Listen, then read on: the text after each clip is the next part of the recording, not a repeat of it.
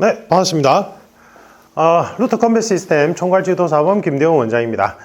이번 영상은 Q&A로 이제 진행하는 영상인데, 제가 이걸 할까 말까 고민을 엄청 많이 했어요. 왜냐하면 이제 그 질문이 검도와 관련된 거였어요. 그래서 저는 솔직히 지금 현재는 칼리 지도 자격, 이제 그 루터 컴뱃 시스템 그 교육 플랫폼 운영자니까, 제가 이제 예전에는 검도 지도사범 했지만 제가 이 내용을 올리는 게 맞는가 조금 걱정이 되는 거예요. 왜냐하면 제가 이제 뭐 한 20년 정도 수련했지만 대한검도의 검도를 20년 정도 수련했지만 저는 그냥 일반 생활체육 개념이었고, 그 유튜브에 보시면 뭐 국가대표나 아니면 아주 그 뭐 7단 고단자 선생님들, 이제 진짜 저하고는 비교할 수 없는 너무 대단하신 그 검도 지도 사범님들 유튜브 영상이 많아서 제가 사실 이걸 하면 안 될 것 같은데, 근데 이제 질문의 요지가 저희 이제 도검류 무기술의 기본 원칙하고 좀 연결되는 게 있어서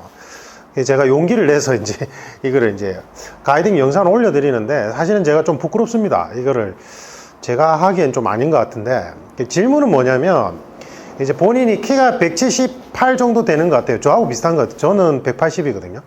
젊었을 땐 181이었는데 지금은 쪼그라들어서 아마 180일 거예요. 그런데 이제 그런데 이제 189, 190 정도 되는 분들하고 이제 검도 상호 연습이죠. 풀 스파링을 하면 답이 없다는 거예요. 그러니까 이제 한 189나 190에 이제 잘 하시는 분이겠죠. 왜냐하면 질문을 올려주신 분이 검도 한 7년 차래요. 그러면 제가 볼 때는 이제 3단에서 4단으로 막 넘어가는 시기거든요. 그런데 189에서 190한테 속수무책이다 이렇게 얘기하시는 거 보면 189나 190인 분도 사모님들인 것 같아요. 이제 그런 상대방을 이제 풀 스파링으로 상대할 때 내가 이제 좀 전략적으로 우위에 갈 수 있는 방법론에 대해서 이제 질문을 하신 거예요. 그래서 저도 잘 모르는데 제가 아는 선에서 이제 좀 풀어 설명드리고, 일단 제가 상정하는 189에서 190이 선수 출신이란 걸 상정하고 말씀을 드릴게요. 그게 확실히 우리 입장에서 비교가 잘 되거든요. 그래서 검도에는 실업팀에 있거나 아니면 이제 실업 구단이나 뭐 국가대표로 활동하시는 이제 사범님들을 우리는 프로 선수라고 불러요. 이분들은 레벨이 달라요. 진짜 제가 생각할 때는 그냥 개념 자체가 달라요. 일반인들하고. 저희 이제 검도는 주짓수보다 오히려 더 많은 풀 스파링 위주로 다 형태가 갖춰져 있잖아요. 처음에 한두 달 기초 기술 배운 다음에 계속 그냥 풀 스파링이잖아요. 그래서 일반 생활체육으로 접근하신 분들도 사실은 스파링 경험치가 엄청 많아요. 그렇게 막 10년, 20년 하면 거의 수천 명하고 스파링하는 경험치가 쌓이는데, 프로 선수분들은 그 같은 레벨의 높은 이제 프로 선수들끼리 이제 그런 경험치를 쌓는 거라서 확실히 레벨이 다르긴 해요. 다른데 일단 제가 지금 설명드릴 때 전제 조건이 한 180 후반대 아니면 190 정도 되는 프로 선수 출신이거나 아니면 뭐 은퇴하신 분이나 아니면 프로 선수를 상정해서 제가 이제 말씀드릴게요. 사실은 노답이에요. 왜냐하면 일단은 원래는 리치가 길잖아요. 그럼 나보다 키가 커. 그러면 내가 그냥 일반적으로 공략하는 방법은 너무 쉬워요. 처음에는 이제 기세를 죽여가지고 계속 중단세에서 덮어 씌우듯이 압박을 준 다음에 들라고 할 때 키가 작은 사람은 손목 치는 게 훨씬 더 유리하거든요. 허리를 치는 거라. 그래서 손목 허리 쪽으로 압박을 넣고 그 다음에 이 사람이 중심선이 흐트러지면 그때 찌르듯이 들어가서 몰이 치면 돼요. 그래서 이제 같은 레벨의 사람들인데 키가 큰 사람은 공략하기가 쉬운데, 이제 아까 얘기했듯이 이제 레벨 격차가 나는데 이분이 키가 180 후반대 190이야. 진짜 노답이에요. 제가 생각할 때. 왜 그러냐면 이 프로 검도 선수 출신자분들은 박자를 깨고 들어갈 때 일반인하고 딱 특징적으로 다른 부분이 어디서 나오냐면, 박자를 깨는 그 템포가 이 일반인들하고 일반 검도 수련생하고 템포 감각이 달라요. 그러니까 그걸 제가 이제 좀 더 쉽게 설명하자면 이런 느낌이에요. 이제 우리가 공격을 할 때는 공격의 세 가지 기회가 머무를 때, 상대방이 다가올 때, 상대방이 물러갈 때잖아요. 그러면 상대방이 다가오거나 물러갈 때 엇박자를 깨야 된단 말이에요. 그러면 이 사람이 상대방의 고유 리듬감이 있죠. 상대방이 예를 들면 빠 이런 느낌의 박자감을 갖고 있다면 나는 내가 그 사람이 다가올 때는 이 사람의 고유 박자인 빠를 깨고 들어가야 되니까 엇박자로 들어가야 돼요. 그러니까 이 사람이 만약에 상대방이 빠 들어오잖아요. 그러면 나는 내 박자로 움직이다가 이 사람이 빠 할 때 빠 이렇게 들어간단 말이에요. 맞죠? 그러니까 상대방의 빠를 박자를 깨고 들어가면 되는데 일반인들은 이 그걸 뭐라고 합니까? 융통부 해야 될까? 이게 이제 내가 중단세에서 공격 기회가 보여서 공격한다라고 생각을 했을 때 공격한다가 내가 이제 비었다 공격한다가 의식이 드는 순간 벌써 공격이 이루어져야 되는데 프로 검도 선수분들처럼 달인급에 올라가신 분들은 이게 비었다 공격 기회다라고 생각이 듦과 동시에 벌써 가 있단 말이에요. 근데 우리 이제 일반 생활체육으로 검도를 수련하신 분들은 그 템포 감각이 약간 느려요. 그래서 속도하고 아무 관계가 없어요. 지금 제가 말씀드린 거. 공격 기회가 비었다 공격한다고 했을 때 의식적으로 이제 우리가 머릿속에서 신호를 보내가지고 동작이 이루어지는데 이때 그 딜레이가 그 프로 검도 선수분들 이제 달인급은 그 딜레이 감각이 진짜 짧아요. 이건 속도하고 아무 관계가 없어요. 제가 지금 말씀드린 거. 예를 들면 우리가 권총 사격을 하잖아요. 그러면 타켓을 지정하고 내 뇌에서 신호를 보내서 손가락을 움직이게 하잖아요. 근데 달인급들은 그냥 인지와 동시에 벌써 손가락이 움직이고 있어요. 그러니까 이 뇌에서 손가락으로 신호를 보내는 그 기간이 짧다고요. 그러니까 달인급에 이르면 도검류 달인에 이르면 이제 내가 의식과 동시에 벌써 공격이 이루어지고 있기 때문에 상대방이 느낄 때는 순간적으로 사라져서 들어온 것처럼 보여요. 그게 이제 누가 제일 대표적이냐면 칠발당 고단자 선생님들이 그래요. 몸이 부드럽게 이완되어 있는데 계속 술을 원천적으로 다 봉쇄한 다음에 우리가 볼 때는 제3자 입장에서 볼 때는 되게 느려요. 이 칠판단 선생님들이 나이가 연세가 많으시니까. 근데 상대방은 그냥 순간적으로 사라져서 벌써 머리가 와가 있는 느낌을 받는 거예요. 근데 그게 왜 그러냐면 뇌에서 신호를 보내서 이제 공격 신호를 움직일 때 이 딜레이가 거의 없어요. 달인급들은 생각과 동시에 공격이 이루어지는 경지에 이른 분들이라서. 그래서 이제 이게 이제 외부에서 객관적으로 볼 때 이제 리듬 감각이 어떻게 되냐면 이제 우리가 일반인들은 여기서 딱 들어갈 때 일반 수련생들은 공격이 비어지잖아요. 그래서 내가 이제 여러 가지 밑밥을 깔아서 이 사람의 이제 틈을 만든 다음에 틈 만들었어 공격할 때는 빠 했을 때 빠를 깼을 때 빠 이런 느낌인데 프로 선수들은 빠 했을 때 공격이 이제 깰 때 빠가 벌써 와 있는 거예요. 그러니까 템포로 치자면 반의 반 템포가 더 빨라요. 근데 이거는 속도가 빠른 거하고 또 완전히 개념이 다르거든요. 제가 이걸 어떻게 설명해야 될지 모르겠는데 이건 이제 감각적으로 느껴봐야 돼요. 자꾸 공격을 맞아가면서. 그래서 이제 키가 큰데 나보다 키가 훨씬 커요. 그럼 이제 189에서 90이면 그냥 웬만한 거리에서 그냥 살짝만 뻗어도 공격이 다 이루어지거든요. 근데 이분들이 아까 얘기했듯이 박자를 깨고 들어오는 템포가 거의 딜레이 타임이 없어. 달인급이야. 그러면 이제 진짜 노답이에요. 진짜 노답이에요. 그러면 이제 그때 어떻게 해야 되느냐? 똑같아요. 원칙은 일단은 키가 큰 상대방, 아주 키가 큰 상대방들은 내가 다리를 계속 움직여서 공간으로 압박해 들어가야 돼요. 심리적으로. 그 작업은 일단 무조건 해야 돼요. 그래서 이거는 칼리도 똑같습니다. 칼리도 검도뿐만 아니라 칼리도 상대방이 리치가 걸고 좀 더 키가 크고 반응 속도가 훨씬 빠른 사람이라면 내가 정면으로 그냥 무작스럽게 들어가면 그럼 10중 8구 그냥 먹잇감이에요. 그래서 계속 공간으로 움직이면서 뭐 이 자세든 이 자세는 상관없어요. 저는 이 자세를 선호하는데 그래서 공간으로 계속 압박해서 들어가면서 손목 그 다음에 다리 그 다음에 손목 다리 이쪽으로 계속 압박해 들어가야 돼요. 그래서 각도를 계속 변화시켜야 돼요. 그러니까 이제 예를 들면 상대방은 중단세에서 키가 크면 여기서 이 사람이 이렇게 움직이고 이렇게 움직일 때는 나에 비하면 콤퍼스가 길기 때문에 이 움직일 때 딜레이가 있을 수밖에 없거든요. 그래서 키가 작은 사람은 상대적으로 계속 전진 압박을 통해 가지고 각도를 죽여 나가야 돼요. 각도. 그 다음에 이제 이거를 세미를 적절하게, 그러니까 기세를 계속 누르고 뺏고를 완급 조절을 해야 된다고요. 그러면 이제 기능적으로 봤을 때는 예를 들면 손목을 타면서 누르면서 압박 한번 들어가면 이 사람이 감아서 중단세로 나 쪽을 볼 거예요. 그때 다시 빠지면서 손목 한번 가볍게. 그럼 이 사람이 빼서 머리를 치려고 할 거예요. 내가 이제 처음에 각도를 죽이면서 세미를 그러니까 기세를 눌렀죠. 1분만은 상갑시다.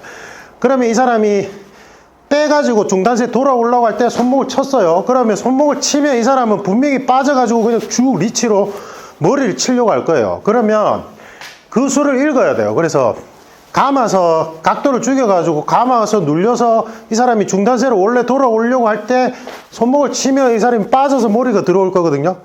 빠져서 머리 들 거예요. 그러면 맞음과 동시에 허리를 쳐도 되고 아니면 여기서 막음과 동시에 뒷머리 태경머리를 해도 돼요. 뭐 수는 여러 가지가 있는데 어쨌든 그때 중요한 거는 멈추면 안 돼요. 키가 작은 사람이. 공격을 계속 이어나가야 돼요. 공방을. 그래서 이 사람이 키가 큰 사람이 계속 공간적으로 헷갈리게끔 만들어 가야 돼요. 압박으로. 근데 이게 안 쉬워요. 왜냐하면 제가 지금 상정한 그분들은 그런 상황까지 다 자기들끼리 연습이 되어 있기 때문에 쉽진 않아요. 근데 계속 하는 거예요.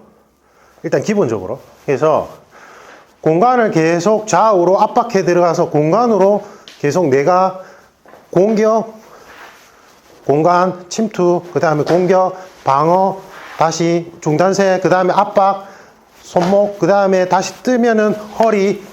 그래서 손목 허리 쪽으로 계속 괴롭혀야 돼요. 상대방을. 그래서 손목 허리 쪽을 계속 괴롭혀가지고 이 사람이 나중에는 내가 뻗으면 손목 허리가 맞을 수 있다라는 걸 계속 각인을 시켜줘야 돼요. 상대방한테. 그러면 심리적으로 약간의 빈틈이 생겨요.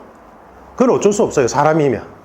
그때 여러분이 진짜 과감하게 뛰어들어서 손목을 친다든지 아니면 그때 과감하게 감아가지고 머리를 친다든지.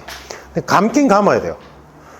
중단세가 이런 분들은 예를 들면 이제 손목 머리 쪽으로 공간을 계속 공간의 사각지대로 파고들면서 손목 허리 쪽을 계속 괴롭혀가지고 그쪽에 신경을 쏠리게 만들어서 이제 신경 쓰이게 만들어서 이 사람의 중단세가 자기가 자신있게 못 들어가거든요. 그렇게 되면.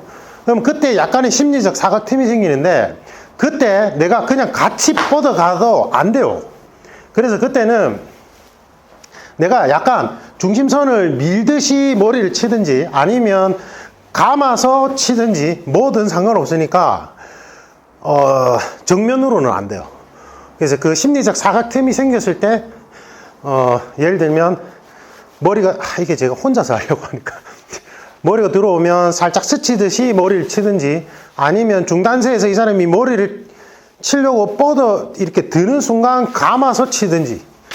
예.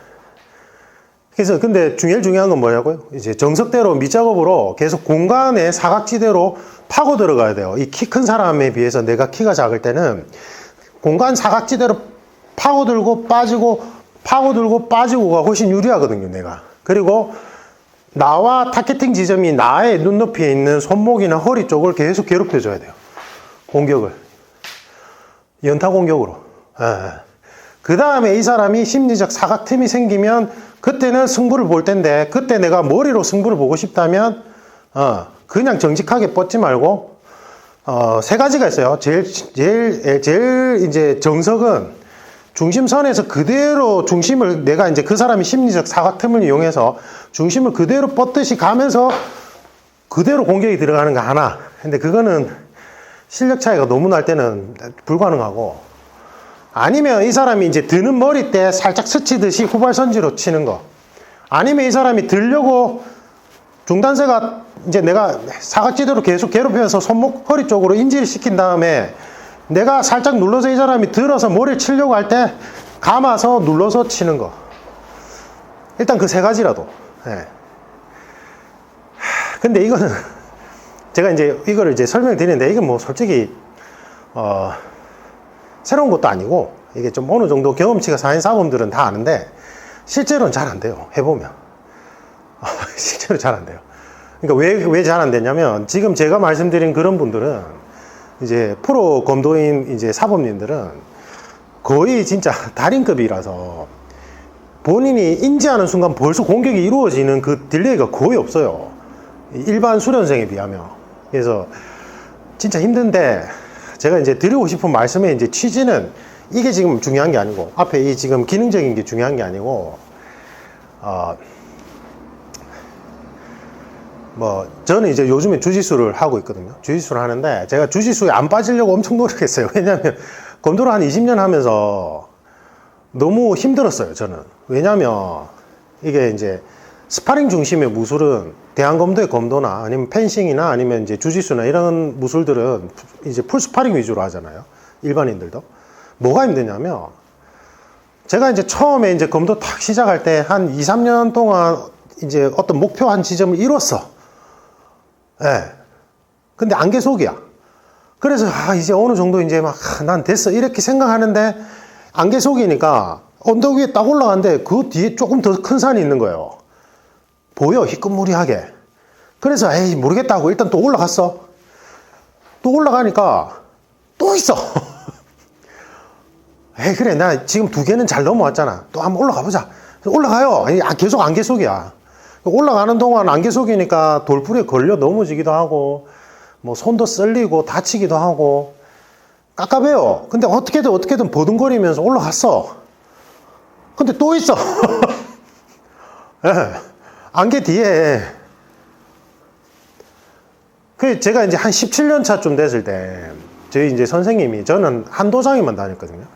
저희 선생님이 이제 교사 7단이셨는데 사실은 비선수 출신이에요.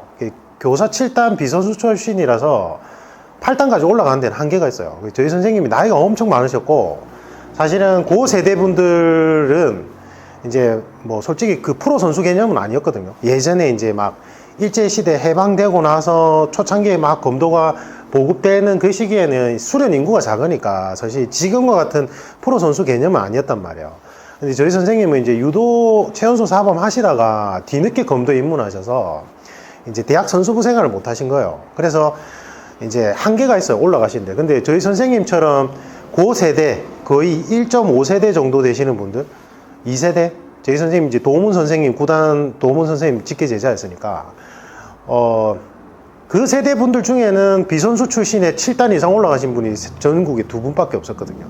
저희 선생님도 그 중에 한 분이셨는데 제가 정말 존경하는 분이고 제가 이제 20년간 한도장에만 다닌 이유 중에 하나이기도 한데 저희 선생님이 제가 이제 17년 차쯤 됐을 때 이제 술을 이제 마실 때 은근슬쩍 이렇게 얘기하시는 거예요. 하다 보면 깝깝한데 자꾸 이게 깝깝함의 연속인데 포기하면 안 된다고 계속 이렇게 그냥 걸어가는 거라고 이제 은근슬쩍 그 얘기를 하시는 거예요. 근데 제가 그때가 이제 딱 그 시기였어요. 저희 선생님이 이제 다 그걸 다 거치신 분이니까 아는 거죠. 한 15년 차, 16년 차 때 제가 이제 원래 저는 목표가 원래 태권꾼이었으니까 이제 태권에 어떤 몸짓을 검도에 접목시키는 게 제 꿈이었거든요. 그래서 이제 그게 어느 정도 완성될 시기가 한 15년 차에서 16년 차 넘어갈 때였어요. 그래서 이제 내가 목표로 한 걸 딱 이뤘어 하고 딱 올라왔는데 뒤에 진짜 너무 큰 산이 또 있는 거예요. 그냥 너무 암담했어요. 그게 계속 그게 연속이었거든요. 제가 이제 좀 잘 못하니까 제 나름대로는 진짜 뭐 거의 한 20년을 검도에 미쳐 살았어요. 그게 이제 뭐 저희 같이 이제 전업으로 할 수 있는 여건이 아닌 사람들은 일상생활 속에서 그 정도 기간에 꾸준히 검도를 하려면 진짜 미쳐 살아야 돼요. 그래서 지금 저는 뭐 예전에 법대 다닐 때나 아니면 뭐 고시 준비할 때도 그렇고 도장에는 잘 못 나갔지만 도장에야 이제 많이 바짝 나가는 시기 또 잘 못 나가는 시기 이게 막 겹치지만 제가 혼자서 꾸준히 수련하는 거 한 번도 멈춰 본 적이 없어요. 20년 동안. 이제 이게 여기 손가락이 으스러져 가지고 한 9개월 쉰 거 말고는 없어요. 제가 명호부대에 있을 때도 제가 워낙 이제 군인이 이제 군생활을 잘 해가지고 거의 한 달에 한 번씩 포상휴가를 나왔거든요. 한 달에서 한 달 반 정도 간격으로 포상휴가 계속 나왔어요. 그러니까 주변에서 저거 민방위 아니냐고 오해받을 정도로. 그래서 이제 이제 그 강원도 현리 쪽이죠. 거기서 이제 타고 내려와서 그럼 무조건 도장 갔어요. 그 기한 4박 5일 포상휴가에서 왔다 갔다 하는데 하루 걸리거든요. 그럼 이틀은 무조건 도장에 가는 거예요. 제가 이제 거의 쉼없이 계속 수련했는데 그게 이제 항상 저는 제가 이제 좀 잘 못하니까 동기들은 진짜 날라다녔거든요. 근데 이제 제가는 막 잘 못하니까 막 항상 이제 안개 속을 걷는 기분이었어요. 올라가면 돌부리에 넘어질 거, 에이씨, 넘어지면 하기 싫어요. 막 자기 합리화를 시작해. 뭐, 검도는 손목, 머리, 허리밖에 없잖아. 예? 이런 풀스파링 하니까 내가 계속 두드려 맞거든. 여자한테도 두드려 맞고, 미유키상, 제가 검도 초단 때는 미유키상이라고 일본에 한국으로 유학 온 그분이 이제 검도 3단인데, 요만했어요. 키가. 150대인가? 저는 181이니까, 한 대도 못 때려. 아, 진짜로. 뭐 하여튼 그런 일의 연속이었어요, 계속. 그러는데 한 17년차, 15년차, 16년차에서 제가 원래 원하던 목표했던 바를 이루고 나니까 뭔가 성취감을 느끼고 싶은데 올라가고 나니까 더 큰 게 있어, 또 뒤에. 좌절했어요, 제가. 그래서 이제 매너리즘에 딱 빠졌을 때 저희 선생님이 이제 딱 아시니까 딱 그 말씀을 해주시는 거예요. 근데 저는 이제 과감하게 저는 원래 제가 이제 항상 그냥 오리지널 검도인이라는 생각보다는 택견을 워낙 어릴 때부터 했었기 때문에 택견꾼이라는 마인드가 좀 더 강했어요.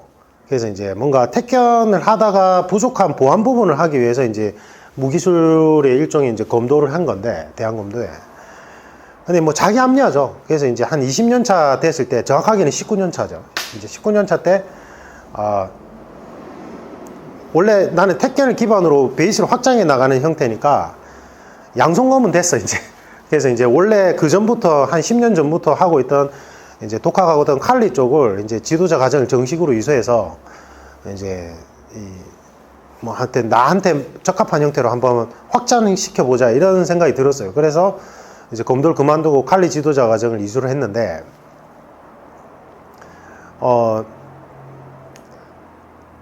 근데 이제 제가 돌이켜보면, 제가 이제 검도를 이제 수련해왔던 것들을 돌이켜보면, 사실 어디 가서 뭐 그렇게 검도했다는 얘기 하기도 부끄러워요, 저는 솔직히 말하면. 예, 기간이 좀 긴 거 말고는, 뭐 그것도 긴 것도 아니에요. 왜냐면, 중앙연수원 가면 사범들끼리 모여서 중앙연수원에서 한번 이렇게 하잖아요. 수련하면, 솔직히 한 20년 차는 흔해요. 그래서 검도는 수련 인구가 많으니까. 그것도 풀스파링을 하는 분들이잖아요. 그러니까 뭐 주짓수는 지금 보면 제가 볼 때는 국내 정착된 지가 얼마 안 돼서 막 한 20년 차라고 막 진짜 무슨 막 본인들이 달인인 것처럼 막 자기가 뭐 레전드인 것처럼 이렇게 얘기하는데 그쪽에서는 그런지 모르겠어요. 이제 국내에서는. 근데 솔직히 검도는 20년 차 수련이면 이제 막 사범으로서 이제 막 왕성하게 활동하는 시기라서 뭐 30년, 40년 뭐 레전드인 분들 진짜 세계 선수권 뭐 하신 분들 뭐 제가 뭐 솔직히 좀 말하기도 부끄럽고 그렇긴 한데 어쨌든 저는 이제 제가 이제 검도 수련하면서도 계속 이제 칼리나 여러 가지 동서양 도검류에 대해서 연구를 많이 했기 때문에 이제 도검류 전문가 입장은 맞는 것 같아요. 그거는 이제 전문가인 건 분명하니까. 그 입장에서 이제 뭐 여러 영상을 올리고 하는데 제가 이제 드리고 싶은 말씀은 지금 이렇게 검도 수련하면서 또는 뭐 칼리 수련하면서 고민거리가 있는 분들께 드리고 싶은 말씀은 그냥 그 올라가는 그 자체에 의미가 있는 것 같아요. 그때 당시 때 너무 깝깝했어요. 계속 안개석을 걷고 있는 것도 너무 깝깝하고 뭐 하나 올라가고 나면 또 있어. 또 올라가고 나면 또 있어. 막 미칠 것 같은 거예요. 근데 그게 우리 인생 같아요. 우리 인생이 그런 것 같아요. 저는 지금 제 본업 분야에 이제 50대를 어떻게 좀 더 활기차고 전문성 있게 맞이할까, 이게 지금 제 40대로서 이제 40대를 이제 지나가고 있는, 거의 다 지나가고 있는 입장에서 고민이거든요. 그럼 이제 새로운 50대, 그 다음 새로운 60대 나타나겠죠. 검도 수련도 비슷한 것 같아요. 그래서 지금 막 이런 고민을 하고 나는 검도 그래도 한 7년 수련 했는데 이제 뭐 준사범이나 사범쯤 되는데 그 위에 키 큰 사람들한테 이게 답이 없어. 미칠 것 같아. 깝깝해. 그게 성장 고통인 것 같아요. 제가 생각할 때는. 그리고 실제로 지금 검도를 즐기고 계신 거예요. 야, 진짜. 예. 우리 인생도 똑같거든요. 뭐 제가 감히 인생에 대해서 뭐 저보다 이제 연표 훨씬 많으신 분들도 계시는데 제가 이제 감히 말씀을 드리자면 그냥 계속 익은 것 같아요.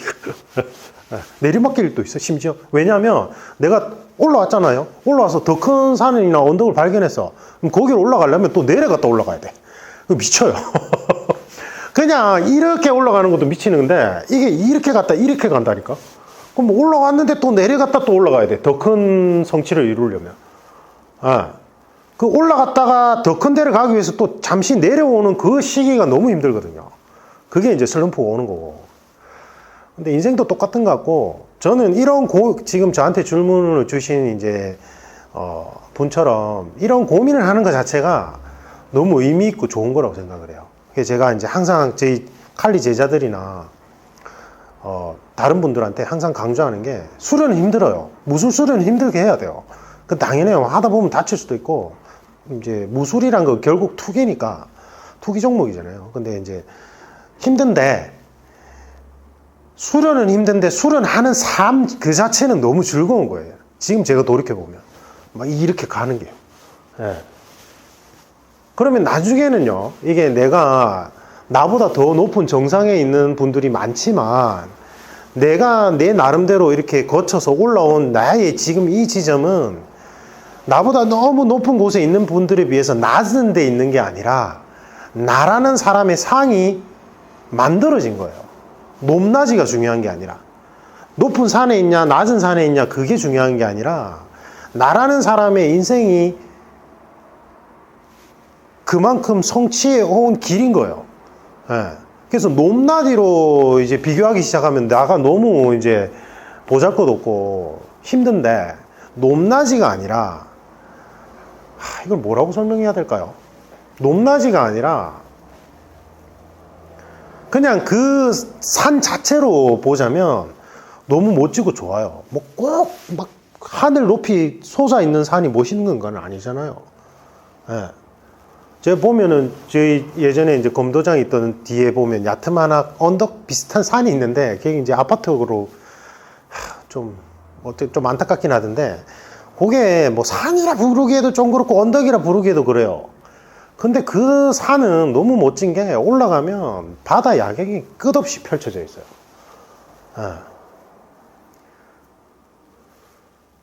그런 산은 낮지만 의미가 있지 않을까 생각되거든요. 그래서 우리 인생을 높낮이로 비교하면서 살면 너무 피곤하고 슬픈데, 높낮이가 중요한 건 아닌 것 같아요. 제 생각에는.